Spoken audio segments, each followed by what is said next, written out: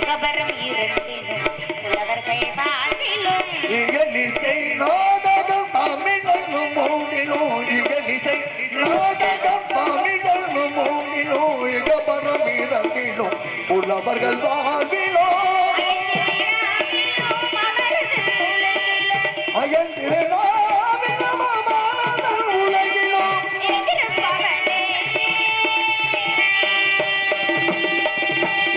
நிரந்தர பவனே நிரந்தர பவனே கல்விக்குரிய ராணி கல்விக்குரிய ராணி கருணை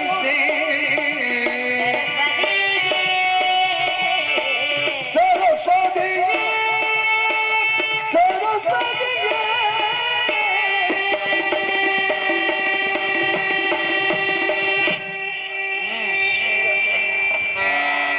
ஆமா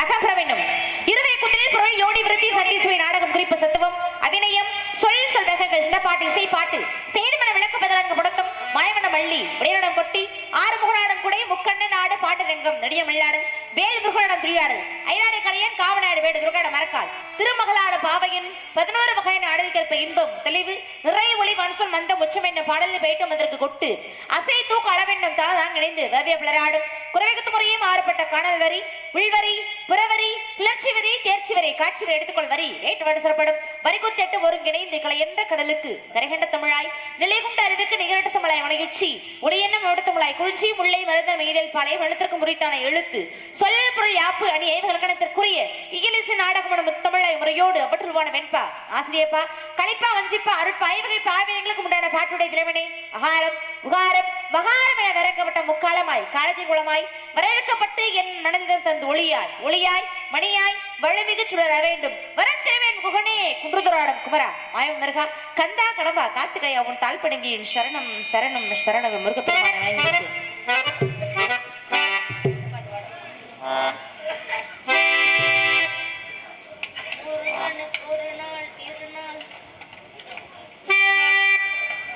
ஹலோ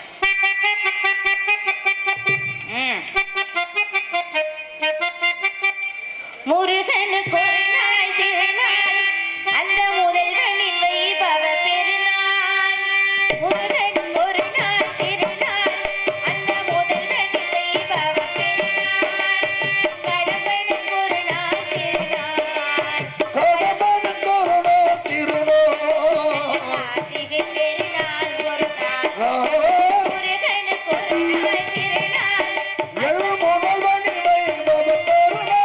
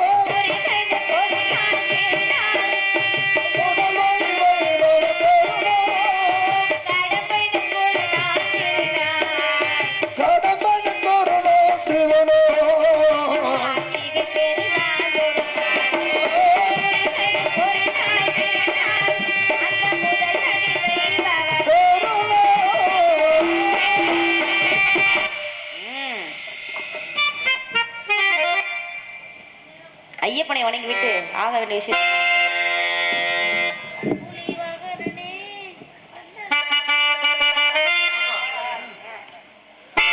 ஐயப்பனை வணங்கி விட்டு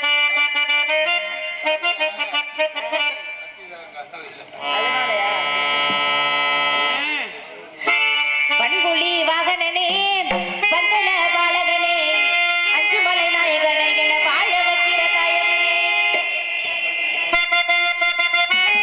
பந்தல பாலகனே அஞ்சுமலை நாயகனே என வாழ வைக்கிற தாயவனே காந்தமலை வாழ்பவனே சபரிமலை மக்கள் குறைய தீர்ப்பவனே மலையாள ராசா காந்தமலை வாழ்பவனே சபரிமலை வாசா மக்கள் குறைய தீர்ப்பவனே மலையாள ராசா மண்புலி மகளனே பந்தல பாலகனே அஞ்சுமலை நாயகனே என வாழ வைக்கிற தாயவனே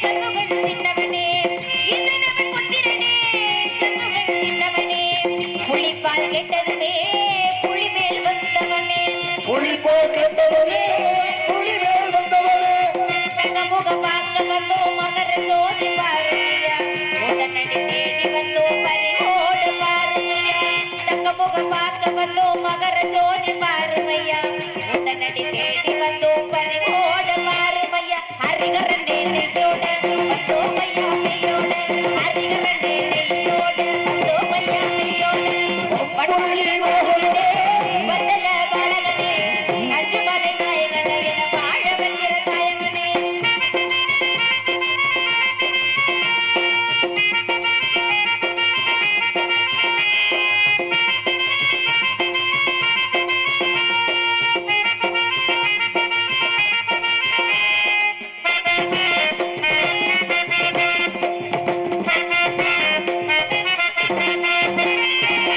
ஜோதியில வாழ்ந்தவனே மணிமுத்து நாயகனே ஜோதியில வாழ்ந்தவனே மணிமுத்து நாயகனே மலை மேல் வந்ததுமே துணையாய் வந்தவனே மலை மேல் வந்ததுமே துணையாய் வந்தவனே வெள்ளெடுத்து அம்போடு சபரி சாமி தாருமையா வெடி வந்தனை மனத அருளோடு தாருமையா வெள்ளெடுத்து அம்போடு சபரி சாமி தாருமையா வெடி வந்தனை மனத அருளோடு தாருமையா ஹரிகரனே நெய்யோட வந்தோமையா நெய்யோட ஹரிகரனே நெய்யோட வந்தோமையா நெய்யோட மண்புலி மகளனே பந்தல பாலகனே அஞ்சுமலை நாயகனே என வாழ வைக்கிற தாயவனே காந்தமலை வாழ்பவனே சபரிமலை வாசா மக்கள் குறைய தீர்ப்பவனே மலையாள ராசா காந்தமலை வாழ்பவனே சபரிமலை வாசா மக்கள் குறைய தீர்ப்பவனே மலையாள ராசா கண்புலி வாகனனே பந்தல பாலகனே அஞ்சுமலை நாயகனே என வாழ வைக்கிற தாயவனே கண்புலி வாகனனே பந்தல பாலகனே அஞ்சுமலை நாயகனே என வாழ வைக்கிற தாயவனே வாழ வைக்கிற தாயவனே வாழ வைக்கிற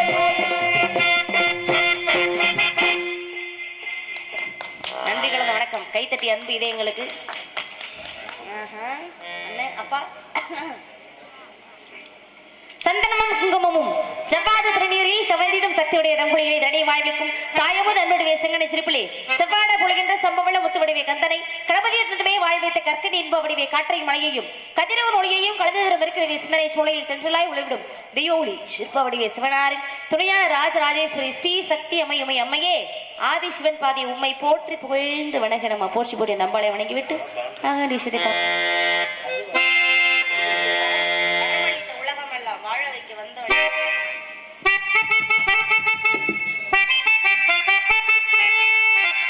வரவழைத்த உலகமெல்லாம் வாழ வைக்க வந்தவளே கரம் குவித்து வேண்டுகின்றோம் காத்திடுவாய் கருமாரி காத்திடுவாய் கருமாரி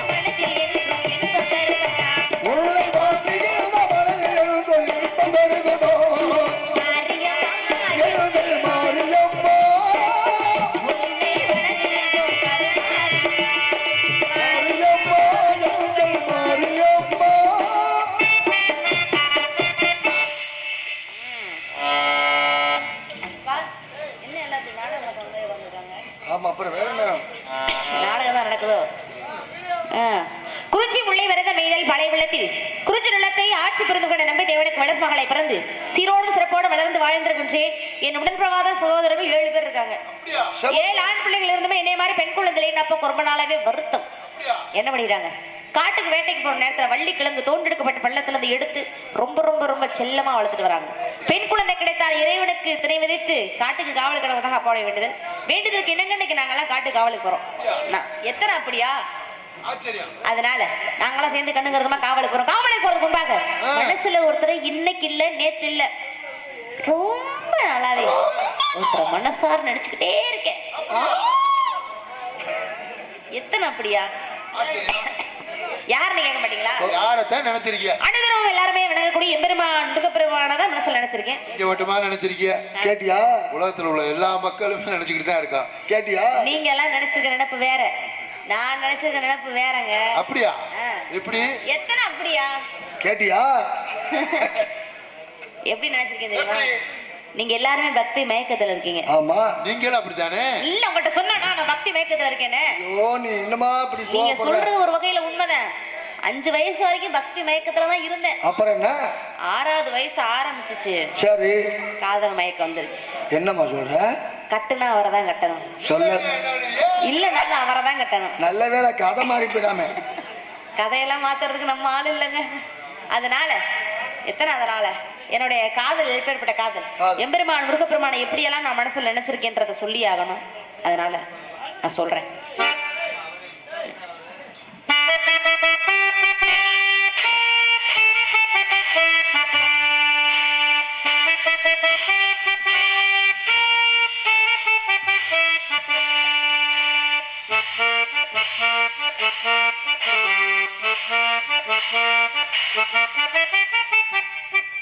குயில் பாட்டு ஓ வந்ததென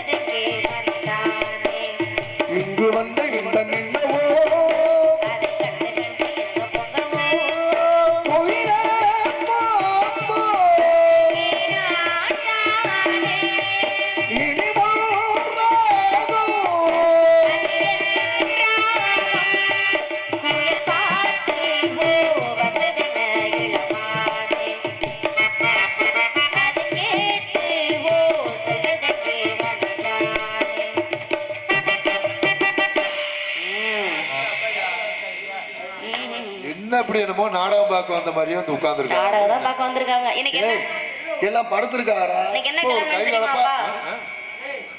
இன்னைக்கு என்ன கிழமை? இன்னைக்கா? அப்ப நேத்து என்ன கிழமை?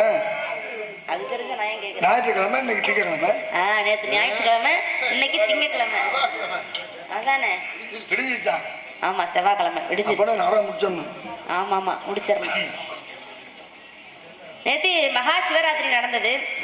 என்னதான் வந்து கதையின் பிரகாரம் முருகப்பெருமானை பத்தி பேசினாலும், முருகப்பெருமானுடைய வரலாறை சொன்னாலும், அற்புதமான திருநாளை முன்னிட்டு ஒரு சில நாடகங்கள்லாம் வைப்பாங்க. அந்த வகையிலே வந்து சிவராத்திரி முன்னிட்டு தான் இந்த நாடகம் வச்சிருப்பாங்கன்னு நினைக்கிறேன் நான். அப்படி இருக்கும் பொழுது எம்பெருமான் சிவபெருமான எல்லாருமே வணங்கி அவருடைய அருளை எல்லோரும் பெறுவோமாக அப்படின்ற வகையில் பார்க்கப்படணும்னா, எம்பெருமான் சிவபெருமானை கும்பிடுறதுக்கே அவருடைய அனுமதி வேணும். ஆமா, எல்லா தெய்வத்தையும் இஷ்ட தெய்வத்தெல்லாம் வணங்கிடலாம். ஆனா சிவனை கும்பிடும் பொழுது அவருடைய அனுமதி இருந்தா தான் அவரையும் கும்பிட முடியும். ஒரு அவனருளாலே அவன் தாள் வணங்கி, அவனருளாலே அவன் தாள் வணங்கி, அவளை கும்பிடுறதுக்கு அவருடைய அனுமதி வேணும் அப்படின்பாங்க. ஒரு வழியில சிவன் கோயில் இருந்தாலும் உள்ள போகணும்னு அவர் அனுமதி கொடுத்தாதான் உள்ள போய் கும்பிட்டுட்டு வர முடியும். அப்படி இருக்க முடியும். ஏன்னா எத்தனையோ பேர் எத்தனை கோயிலுக்கோ போவாங்க, ஆனா சிவன் கோயிலுக்கு போக முடியாது. ஏன்னா அவர் கூப்பிட்டாதான் போக முடியும். நம்மளா போயிட முடியுமா? எல்லா நேரத்திலயும் சூழ்நிலை அதே மாதிரி அமையாது.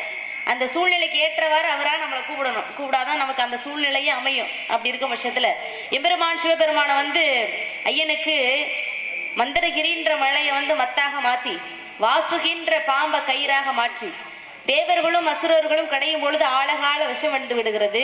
அந்த ஆழகால விஷத்தை எம்பெருமான் சிவபெருமான் உண்டார். அப்படி உண்ணும் பொழுது பார்வதி தேவியார் போய் கழுத்தை அப்படி பிடிச்சதுனால ஐயனுக்கு திருநீலகண்டன் அப்படின்ற ஒரு நாமம் ஏற்பட்டது. அப்படி நாமம் ஏற்பட்டாலும் கூட என்ன, இப்ப அந்த காலத்துல இருந்து இந்த காலம் வரைக்கும் விஷம் கடிச்சிச்சுன்னா, பூச்சி இதெல்லாம் தீண்டுச்சுன்னா என்ன பண்ணுவாங்க? அன்னைக்கு பூரா முழிச்சுட்டே இருக்கணும், தூங்காம இருக்கணும், அப்பதான் விஷம் ஏறாது அப்படின்றனால எல்லாருமே தூங்காம முழிக்க வச்சு பார்த்துட்டே இருப்பாங்க. அப்ப சிவபெருமான் வந்து ஆழகால விஷத்தையே சாப்பிட்டுருக்காரு. அப்படி இருக்கு. அந்த பாம்பு கக்கன கசத்து அந்த விஷத்துல அமிர்தமே விஷமா மாறி அந்த அளவுக்கு வந்து பெரிய கொடிய விஷமாயிடுச்சு. ஆமா, முறுக்கு அந்த மாதிரி. அதனால அந்த விஷத்தை கொண்டதுனால ஐயனுக்கு வந்து இந்த மாதிரி முழிச்சே இருக்கணும் அப்படின்றத வந்து ஐதீகம். அப்ப விஷம் கடிச்சிச்சுன்னா கண்டிப்பா முழிச்சிருக்கணும்ல. அதனால எல்லாருமே விழித்திருந்து இறைவனை காப்பதற்காக கொண்டாடப்படுற ஒரு சிவராத்திரி தான் இந்த மகா சிவராத்திரி. அந்த மகா சிவராத்திரி என்று எல்லாருமே வந்து சிவபெருமானை வணங்கி அவருடைய அருளை எல்லாருக்கும் கிடைக்கணும், அவருடைய அருட்கடாட்சம் எல்லாருக்கும் வரணும் அப்படின்றதான் வந்து எங்களுடைய கலைஞர்களுக்கெல்லாம் ஒரு ஆசை. அது மட்டும் இல்லாம எங்களுக்கெல்லாம் எத்தனையோ திருநாள் இருந்தாலும் இந்த சிவராத்திரி மகா சிவராத்திரின்ற ஒரு திருநாள் வந்து ரொம்ப மிகப்பெரிய ஒரு திருநாளா அமைஞ்சிருக்கு. இப்ப நாங்கெல்லாம் எல்லாருக்குமே ஒவ்வொரு நாளும் ஒவ்வொரு திருவிழா நடக்கும். ஆனா எங்களுக்கு ரொம்ப பெரிய திருவிழா அப்படின்னு நாங்களா இஷ்டப்பட்டு அப்படியே ரொம்ப சந்தோஷமா எடுத்துக்கக்கூடிய ஒரு நாள்னா அந்த சிவராத்திரி அன்னைக்கு தான் சொல்லுவோம். ஏன்னா அன்னைக்கு தான் வந்து நாங்க ட்ரெஸ்ல இருந்து நகையில இருந்து எல்லாத்தையுமே புதுசா மாத்தி எல்லாத்தையும் ஒரு மாதிரி ரொம்ப சந்தோஷமா வருவோம். அதுல இருந்து தான் எங்களுடைய கலைப்பயணம் ஆரம்பமாகும் அப்படின்னு எங்களுக்குன்னு ஒரு இருக்கு. அதனால ரொம்ப சந்தோஷமா இருக்கு. அப்படிப்பட்ட சிவபெருமானை எல்லாரும் வணங்கிட்டு அதுக்கப்புறமா முருகப்பெருமானுடைய அருளை பாடுவோமாக. ஓடி ஓடி ஓடி ஓடி ஓடி கழந்த ஜோதி நாடி நாடி நாடி நாடி நாட்களும் கழிந்து போய் பாடி பாடி நாடி நாடி வாழ்ந்து போன மாதங்கள் கோடி கோடி கோடி கோடி எண்ணிறைந்த கோடி. ஓம் நம சிவாய ஓம் நம சிவாய ஓம் நம சிவாய ஓம் நம சிவாய ஓம் நம சிவாய ஓம் நம சிவாய ஓம் நம சிவாய ஓம் நம சிவாய. அப்பா என்னதான் சிவபெருமானை வணங்கினாலும் கூட இந்த உடம்பு இருக்கு பாத்தீங்களா, உள்ளம் பெருங்கோயில் ஊன் உடம்பை ஆலயம், வள்ளர் பிரானுக்கு வாய் கோபுரவாசல் தெல்ல தெளிந்தாருக்கு ஜீவனே சிவலிங்கம், கள்ள புழனைந்து காணா மணி விளக்கே அப்படின்னு சொல்லி ஒரு கவி சொல்லியிருப்பாங்க. இந்த உள்ளம் தான் பெருங்கோயில், இந்த ஊன் உடம்பு தான் ஆலயம், வள்ளர் பிரானுக்கு வாய் கோபுரவாசல் தெல்ல தெளிந்தாருக்கு ஜீவனே சிவலிங்கம், கள்ள புழனைந்தும் காணா மணி விளக்கே அப்படின்பாங்க. எல்லாரும் எல்லாத்துட்டையும் கேள்வி கேட்டா ஒரு விதமா கேள்வி கேட்போம். ஆனா இந்த ஓடி ஓடி உட்கலந்த ஜோதியில சிவபெருமான்ட்டே நம்மால் மனிதர்கள் எப்படி கேள்வி கேட்டிருக்காங்கன்னு உங்களுக்கு தெரியுமா? இப்ப சொல்றேன் பாருங்க. மண்களம் கவிழ்ந்த போது வைத்து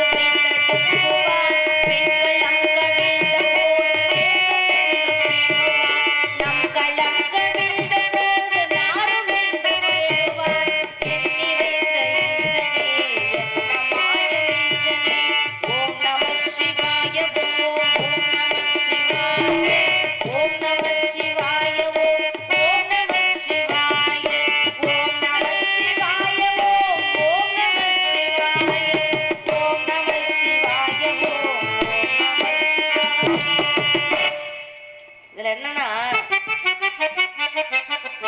வெண்கலம் கவிழ்ந்த போது வைத்து வைத்து அடுக்குவார்.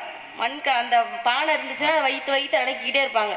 வெண்கலம் அப்படின்னா வந்து இந்த வெண்கலம் கவிழ்ந்த போது வேணுமென்று பேணுவார். அப்படின்னா வெண்கலம்னா இந்த தகர சட்டி, அப்புறம் வந்து நம்ம சாம்பார் எல்லாம் பயன்படுத்துறோம் இல்லையா, வெண்கல பாத்திரம். அந்த பாத்திரத்தை பயன்படுத்தும், அது கொஞ்சம் உடஞ்சு போச்சுன்னா ஆகா உடஞ்சு போச்சு அப்படின்னு கொஞ்சம் மன வருத்தத்தில் இருப்போமா.